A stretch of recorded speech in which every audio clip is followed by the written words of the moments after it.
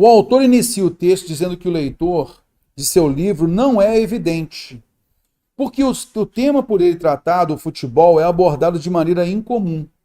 Tendo isso em vista, considere as seguintes afirmativas. Então nós temos aqui as 4 afirmações, e aí a gente vai ter aqui que observar, né, as afirmativas e tal. Beleza? Ok, então vamos lá. Os apaixonados pelo futebol anseiam há muito por uma abordagem sociológica do esporte? Os apaixonados pelo futebol anseiam há muito por uma abordagem sociológica do esporte? O texto nega isso, né? Quem vive o futebol, quem gosta muito do futebol, quem não está interessado em ler sobre ele mais do que a notícia de jornal ou revista. A sociologia esportiva é desdenhada, menosprezada pelos envolvidos com o esporte. Então eles não anseiam há muito, não anseiam isso. Número 1 está fora, beleza? Vamos então à frente. Então se o número 1 está fora, veja só, corto aqui, corto aqui, corto aqui. Já sei que alternativas A, B, D e E estão fora, beleza? Ok, B, D e E estão fora, ficamos com a letra A e C. Então, olha, já sei que o número 2 também está fora, beleza? Ficamos entre 3 ou 3 e 4, belezinha? Ok, vamos lá então. Número 2 já sabemos que está errado, vamos lá. Pensar o futebol do ponto de vista intelectual é algo muito comum num país em que esse esporte é o mais apreciado. E é esse tratamento que predomina hoje em jornais e revistas. Pensar o futebol, analisar o futebol do ponto de vista intelectual é algo muito comum num país. No nosso país é algo muito comum pensar o futebol? Não. Quem vive futebol não está interessado em ler sobre ele. Quem se dedica a ler livros e especulações poucas vezes conhece futebol por dentro. Viver o futebol dispensa pensar o futebol. Número 2, você já conseguiu, já percebeu que o número 2 está errado. 3. Então 3 tem que estar certo. O livro aborda o futebol do ponto de vista cultural, intelectual, distanciando-se do tratamento do senso comum que impera em jornais e revistas.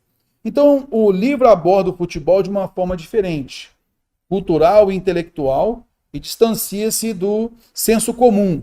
Então vamos lá, vamos observar. O leitor a quem se dirige esse livro não é evidente. E aí vem a explicação. Por quê? Em geral, quem vive futebol não está interessado em ler sobre ele mais do que notícias de jornal e revista. E quem se dedica a ler livros e especulações poucas vezes conhece futebol por dentro. Ok. A observação pode valer também para ensaios como este aqui, embora ele não seja do gênero sociológico. Que observação? A sociologia esportiva é desdenhada pelos sociólogos e menosprezada pelos envolvidos com o esporte. Ok. Os pensadores, por sua vez, à esquerda ou à direita, na meia ou no centro, têm muitas vezes uma reserva contra os componentes anti-intelectuais e massivos do futebol. Vamos lá, vamos à frente.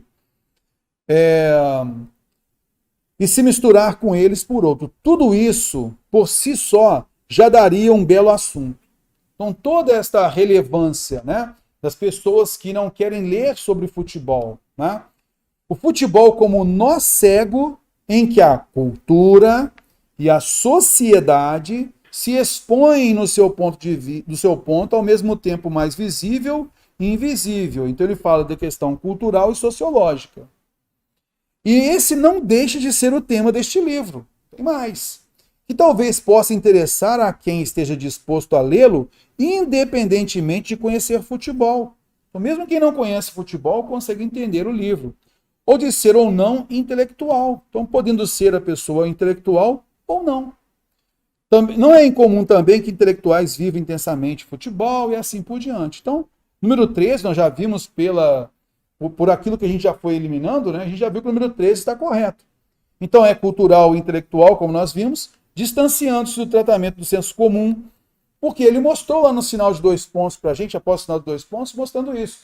As pessoas que pensam no futebol não querem ler sobre o futebol, mas vê o senso comum, aquilo que está previsto lá no jornal, na revista e tal.